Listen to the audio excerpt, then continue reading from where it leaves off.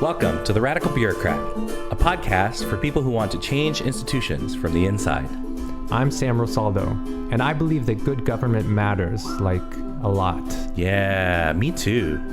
I'm Abram, and I believe that complicated problems never have simple solutions. Oh, me too. If you work in a bureaucracy like we do, or if you care about bureaucracies, then I think you'll get a lot out of our podcast. The Radical Bureaucrat. All right, I'm very excited about today. Today is our attempt at making an introductory episode. So this will be episode 1. Now, we've recorded a handful of episodes already, and we've done that because this whole thing is a terrifying experiment for us. We have no idea what we're doing. That's right. We've gotten a little feedback from some friends. Shout out to all the friends that have given us feedback. Woo-hoo. We decided that we really need an introductory episode to kind of like ground people in what are we talking about? What are we talking about? That's right.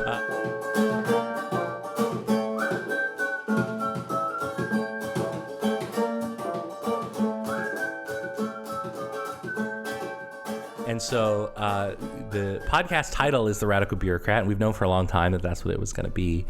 And I wonder if we shouldn't start there. Like, where did this idea of a radical bureaucrat came from? And then, unfortunately for me, I can't really take credit for it. I guess I don't really get to claim it because it was Sam that asked me about doing this podcast. So where did the idea come from, Sam? In fairness, you get to claim credit for a lot of other things that we'll get to. But I make good coffee. That's the.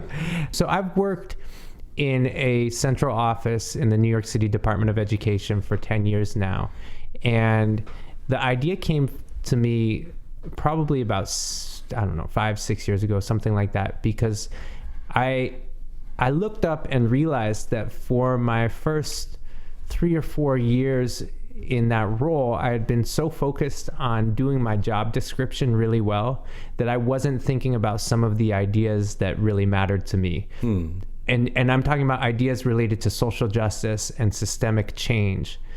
So to give a little bit more context, my job currently is about supporting students who are returning from incarcerated settings and going back to school. That's important work, and that is aligned with my values of serving really the most marginalized people in our society. I mean, that's why you took the job in the first place, was because it aligned. Yeah, absolutely. And yet, just doing my job description, kind of amazingly, like, I really wasn't having a lot of conversation or almost any conversations about race. Mm-hmm. We weren't talking very much about like the school to prison pipeline writ large. Yeah. We weren't talking about poverty. Mm-hmm. We weren't talking about some of these societal issues that if they didn't change, then the work wasn't going to change. Yeah, there's this great story that people tell sometimes. I wish I knew where it came from, but there's this story that I think I first heard it from Michelle Alexander in a talk. Michelle Alexander, who wrote The New Jim Crow. And she said, if you were walking along a river and you saw a baby crying floating down the river, you would like jump in the river and like try to like get the baby before something terrible happened. If as soon as you got out, and you sort of like, comforted the baby or whatever, you saw another baby in the river, you would be like, oh my gosh, and you jump in the river again to try to save the baby. After how many babies in the river do you start wondering to yourself, who on earth is throwing babies in this river? Like, why are there babies in this river? That doesn't make any sense.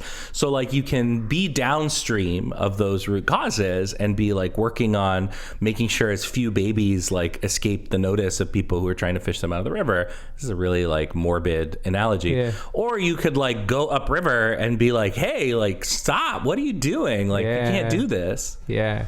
It's funny though too, because for some people it is enough to fish the babies out of the river, and fishing the babies out of the river it's so important. It's critical. It's super critical. And there's another story that I'm not going to tell, but you might have heard it, about throwing starfish back into the ocean. Have you heard this story? I think I have. Yeah. And that's a story about like, hey, every starfish matters, and takes the completely other lesson away, which is it's important. And when you work in a bureaucracy, like the babies, the starfish, they're there every day. Right. And I do believe when I say in the introduction to this podcast that good government matters, I'm talking about if somebody... the daily management of those effects. And it's one of the great things I've learned in where I work in District 79 is that when someone reaches out with a student who's got a situation, like everything stops. You know, you don't mess around with that. You respond to that email right away. You call that person back. You give them your best service, and you try to get the best solution possible as quickly as possible.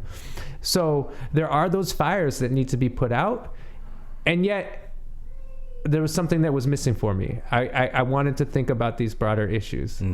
So you're doing your job. Yep. You're trying to like make as much good happen at that downstream place as possible, and then you realize that you're like not really talking or thinking about these like root causes or system or structure type issues. Yeah. And it took me a few years of thinking about that and trying to find ways to insert those other things into my job, which is still a real struggle, because obviously, like, we're told to do our job description. We're not told to go outside our job description. It's almost as if somebody made these job descriptions so that you wouldn't ever think about these things. Yep. So there it is. I mean, I don't think that bureaucracy is evil, and me neither. And yet, bureaucracy can be set up to push you to do some fairly narrow, potentially even evil things. And there are a lot of people who see bureaucracy as purely evil. Right. Yeah. But I wanted to combine these notions. That was the genesis, really. And how do I do the good work of putting out fires, saving babies, throwing starfish back in the ocean, at the same time also thinking more broadly about the system. So why these two words, radical bureaucrat? And why is it that radical bureaucrat feels a little bit like an oxymoron? Like it doesn't really, it's two words that don't really go together. So maybe we should start with radical. Yeah. I was thinking about radical in preparation for this podcast. When I was in like second or third grade, my best friend and I formed a rock group called the Radicals. And so radical has always had like a rock and roll kind of connotation. Yeah, sexiness, a little romanticism to the notion. Radical, the dictionary definition, is about affecting fundamental change. And so you have, on the one hand, it is an oxymoron. It's the notion of I want to affect fundamental change, and yet I'm also working in the bureaucracy. Yeah, I want to sit a little bit on radical though, because my first exposure to radical was probably Michelangelo from the Teenage Mutant Ninja Turtles. Turtles in a Half Shell, Turtle Power. I think actually it was Heroes in a Half Shell, Turtle Power. I actually memorized all the words from the Teenage Mutant Ninja Turtles theme song. It's a fun fact about me. So radical was like a thing. I grew up in LA. Radical was like a thing that was in the lexicon, and it was in the lexicon from a generation before me, and we didn't really say that too much in the neighborhood I grew up in. But there was this sense that radical meant you were like in the sewer solving crimes like the Ninja Turtles. Like that was what radical meant. It meant you were underground. Yeah. So you didn't think I was going to get deep with the Ninja Turtles, did you? So later on, I think I was exposed to this concept of radical at church. So I joined a church group in college, and one of the big things that we talked about a lot was that like following Jesus, Christianity was a very like mainstream thing and could convert you into this very like well-behaved normal square. And that was really not my style or my thing. I grew up in a neighborhood. I went to a couple of colleges where, that was not really what people were. People were individual. People had their own voice. People were trying to like fight their way out of these like systems and structures that you're talking about. And so, the community college that I went to, East Los Angeles College, is where like the Brown Berets marched in the 60s and 70s. The Cal State LA, the undergrad school I went to, was where the Chicano studies sort of movement and curriculum sort of was born. And so there's this strong thread of like radicalness that I was steeped in. And so joining this church group and becoming like a church person was not what I was going to do. But then we would talk about this idea of radical and how radical it was to say you should love your enemy. how radical it was to say that you should give up everything, sell everything you have and give it to the poor. That like actually the stuff that's in there is pretty radical and pretty not what America thinks of as what's in there. It's more like a be nice to folks who and like attend services every Sunday is sort of the model of American Christianity. And so this idea of radical is actually something, when you told me about the idea, is actually something that like really spoke to me on a deep level, because like the idea of a radical, of a countercultural, a counter example is something that I sort of have, for better or worse, has sort of been living my whole life. Yeah. Yeah. And, for me, like I said, my first exposure was in this rock group that it was my friend who's a year older, Will. Shout out to Will. And maybe he's listening out in Oregon. And I didn't know what it meant. He just thought it was a cool word. And one of the things that we'll talk more about in this season as well is just the values associated with it, because radical in and of itself, strictly speaking, is about fundamental change. Right. That doesn't necessarily mean something good or just. But when we say radical, there is a connotation for us in that we're pushing against what we see as some fundamental inequities, right? And we're pushing for justice and equity. And so that's not necessarily, again, like the definition of radical, but it is part of what we're talking about when we talk about radical bureaucrat. So what about the bureaucrat one, right? That's what remains. So I actually love word histories. I studied English in college and focused a little bit on sort of classics, quote unquote, in their original languages. And so I'm a big nerd about like linguistics and word origins, and I'm sure that will come out and people will be annoyed over the next several weeks and months. Guaranteed. So bureaucrat comes from this French word, bureau, right? Which is why you can't spell it. Right. Like every time I type radical bureaucrat, I'm like, how do I spell it again? And bureau is the word for desk. It's a word for a place where somebody sits and works. And the metaphor of the desk or the office is actually a very, very old one. Ex officio is this idea that comes out of the Romans, and officio is the place where the person who has authority sits and makes decisions. And so when we have in our organizations an office of XYZ, that's what it means. It means there's a origin of authority. The office, the desk, is an origin of authority. And so what happens as you build empires and you scale is that authority, you have no choice but to sort of distribute that authority, because one person cannot make a million decisions in a day. The brain just doesn't accommodate that much effort. And so what you do is you create a hierarchy of offices. You create a hierarchy of desks, of bureaus. And that hierarchy of bureaus has to be occupied by somebody. And to ensure that the people who are all the way at the top make sure that the kinds of decisions they want to make are made throughout the empire, the bureaucracy, they have to put people in place who at least have some foundational views that are the same as them, and who have some starting point, some minimum of like training or education that puts them there. This is why we think of college as being the sort of entry level into sort of management or any kind of authority in an organization. Like you really have to have a college degree for that, because the way that the system is designed, we want to make sure people have a minimum baseline of stuff that is interchangeable. And like that's why we sit in one size fits all classrooms and we train people to be agents of the bureaucracy, because the system was invented, the education system was invented during the period of the British Empire, where they needed somebody to be able to go to India and occupy an office, and if that person got sick or died, they'd have to replace them. And this is a really interesting TED Talk by Ken Robinson, where he talks about this idea of like the sort of origins and structure of education. So you have these desks, these bureaus that are kind of like scattered in this like elaborate hierarchy to maintain control. And the other thing that you need for a bureaucracy to work is you need rules. You need to define the terms of the game for all those people making decisions.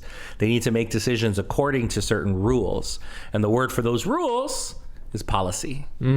Policy is the set of rules that an anonymous employee, bureaucrat, office, source of authority can use to enforce the will of the designers of the organization.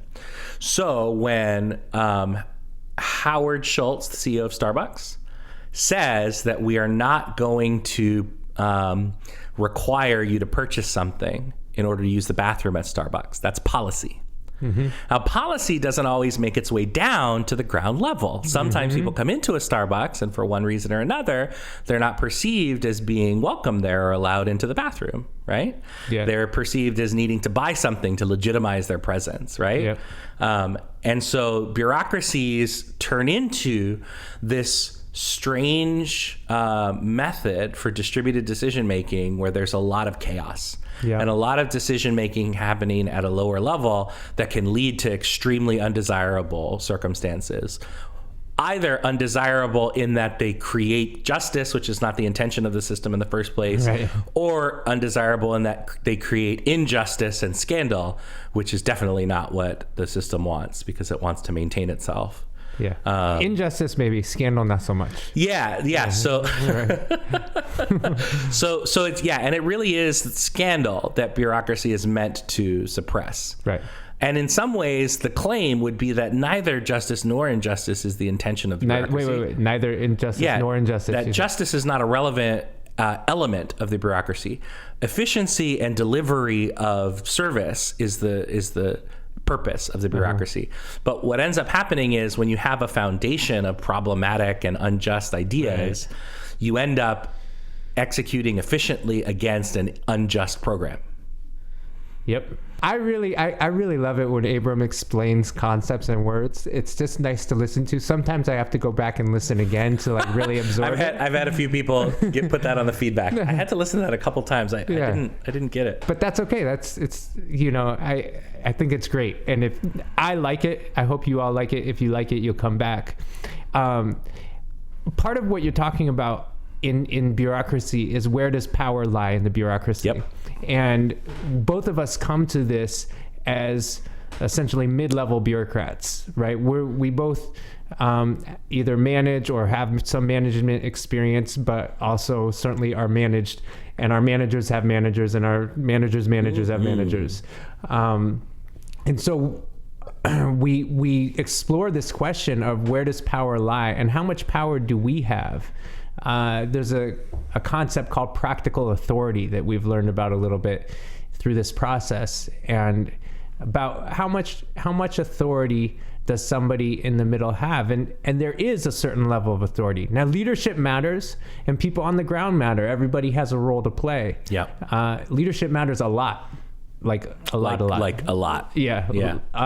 We're going to come back to leadership a ton in this podcast. Absolutely. It's unavoidable. But at the same time, this is a podcast for the vast majority of people like us who are working in government or large institutions of any kind and are somewhere in the middle. Not everybody can be the CEO. Right. And we think that matters. Like a lot.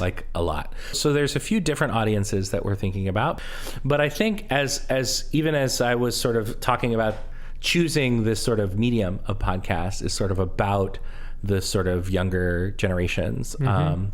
We realized as we were doing the feedback that like there are some people for whom just hearing people talk about this is huge. And is really meaningful. So shout out to Patrick.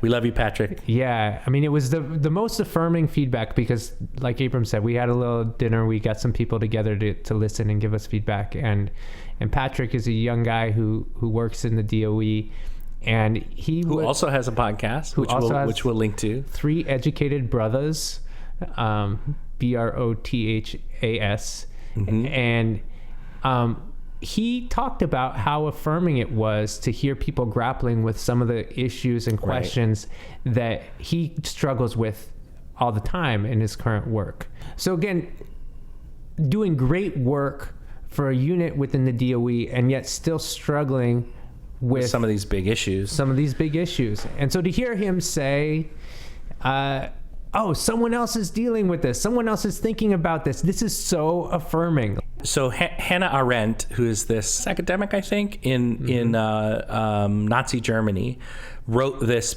somewhat conceptual work about the origins of totalitarianism, sort of reflecting on what she saw in Nazi Germany. And one of the things that she said was that fascism is organized loneliness, that the way in which we lose our power as a nation, as people, is that we're organized into the feeling that we're alone and that nobody else cares about or thinks about the things that we think are wrong.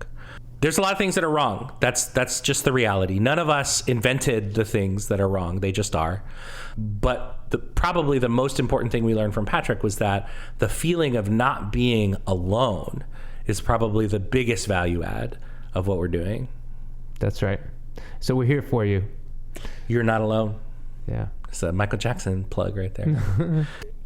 I think there's probably two other things we want to cover before we wrap up this introductory episode. Just a little bit more about ourselves and a little bit more about what we're going to cover in this season. So I mentioned already, I'm just going to give the quick bio, right? I've worked in my current role for 10 years, but before that, I was a teacher. I taught social studies in the South Bronx, and I taught second grade in LA. I was a 1999 Teach for America Corps member, which is something that will come up a little bit in the podcast, and that, you know, I obviously, maybe not obviously, but I do have mixed feelings about the institution. And TFA stands for Teach for America. If you don't know what Teach for America is, we'll explain it later. Yep. And in between, I actually had some other government experience where I was an analyst in the city government in Washington, D.C.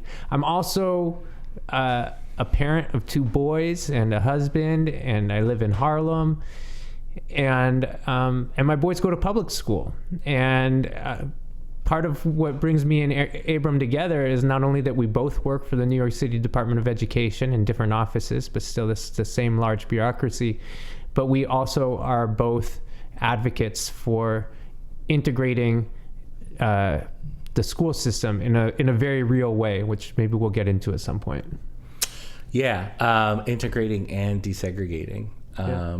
So I am just a disruptive kid from East LA who, by a few turns of fate, ended up being able to get an MBA and a couple other things from one of these East Coast institutions, and then, you know, had the privilege of being able to do work in startups and have a little bit of money to do that so that I didn't have to starve.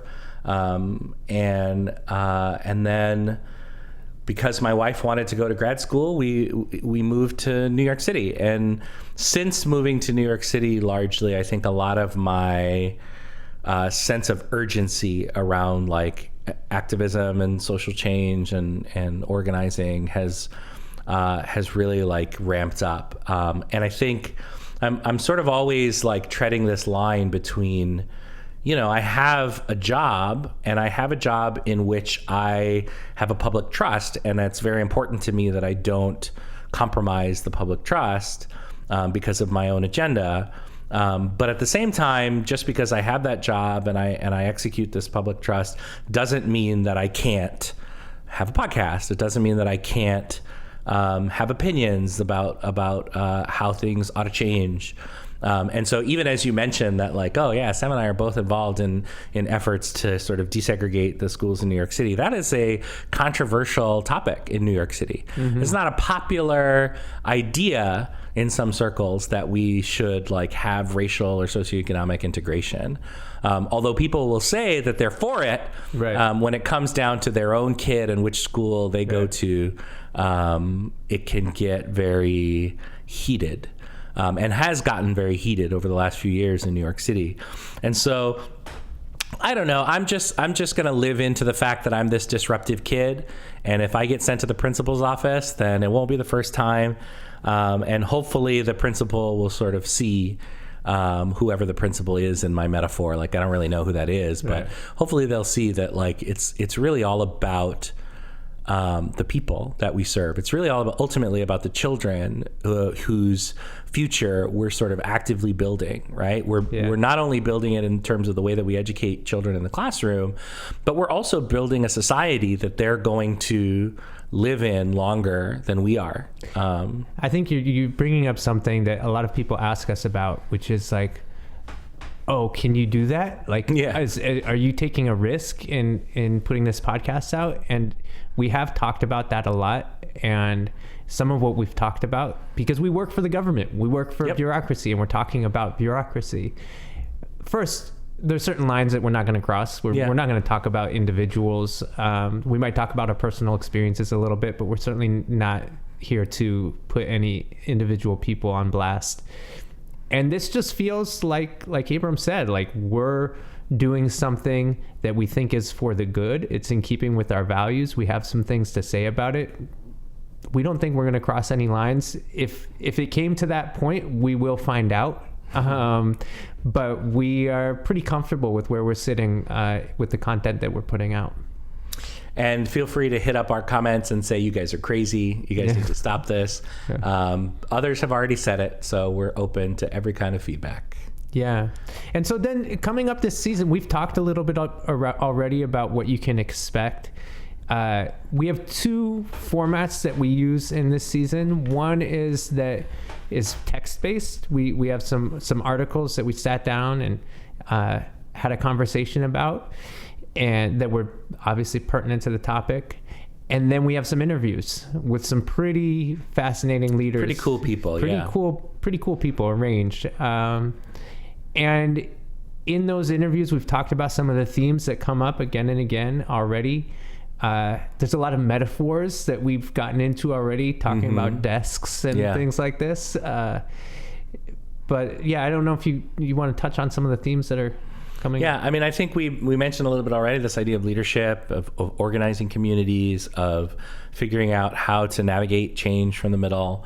I think this idea of like democracy and like what these institutions are really for, both in the sense of like what we want them to be really for, as well as in the sense of like what they're kind of really for.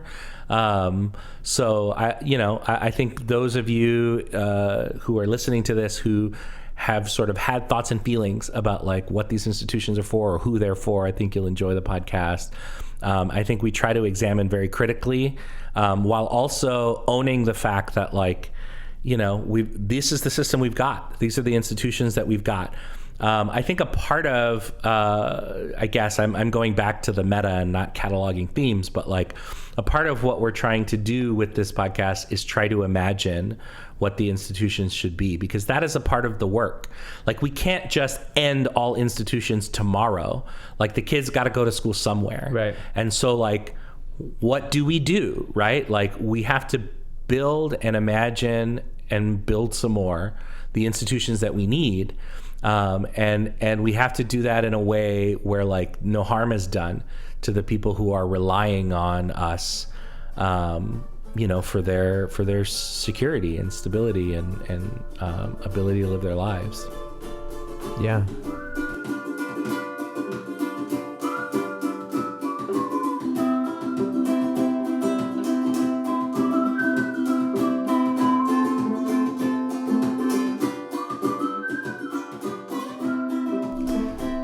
So let's wrap up.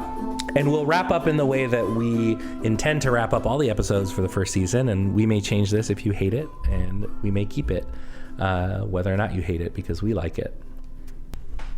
So part of being a good radical is always learning. So Abram, what's one thing that you learned or are taking away from this conversation today?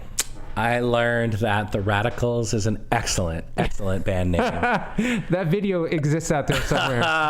Track down Will. Oh, we've got to track that down.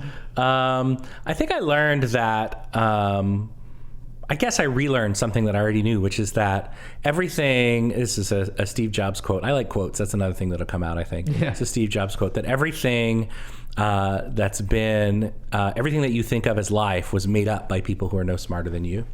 So I think like embarking on this podcast thing and figuring out like, what are we talking about exactly? And like, how are we gonna, and then getting the feedback and then realizing we really need to do like a first episode, like this is how it's done. Like, there isn't another way. You just have to do it, and like, you'll figure it out.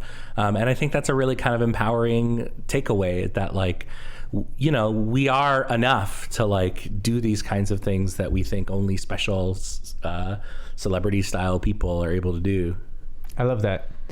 So one thing I'm taking away, we were talking about, before we started taping, about acting with love when you're within the institution. And Abram, I love you, man. I do. Like, I'm taking that away. Like, and it's funny because I think about how our friendship and working relationship has developed since I first met you, which was not that long ago. I mean, I don't know, within the last 2 years, I want to say. And our lives just keep intersecting on different levels. You know, it's like so much of this seems fated. And I just, the more I work with you, the more I do this, the more I gain an appreciation for where you're coming from. And I'm just excited. And taping this episode after we've already taped most of the first season makes me feel all the more encouraged about what we're putting out. So I'm excited. I love you too, Sam. Thanks, man. All right. So the other thing is that being a good bureaucrat means that you're always making sure that you make yourself clear, and that nobody can misinterpret you in a way that makes you get fired. So we'll end like a good bureaucrat. The views. Although, let me just say, if we do get fired, so be it. Well, I'm not asking to be fired. No, but if we get fired, we're going to get fired for the right reason, not the wrong ones. I can live with that. Okay. So we'll end like good bureaucrats.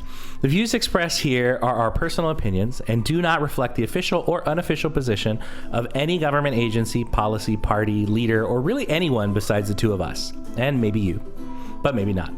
This content has not been sponsored or approved by anyone. It was mostly just made because we wanted an opportunity to talk about things that matter to everyone, whether they realize it or not. Thanks for listening. Thank you.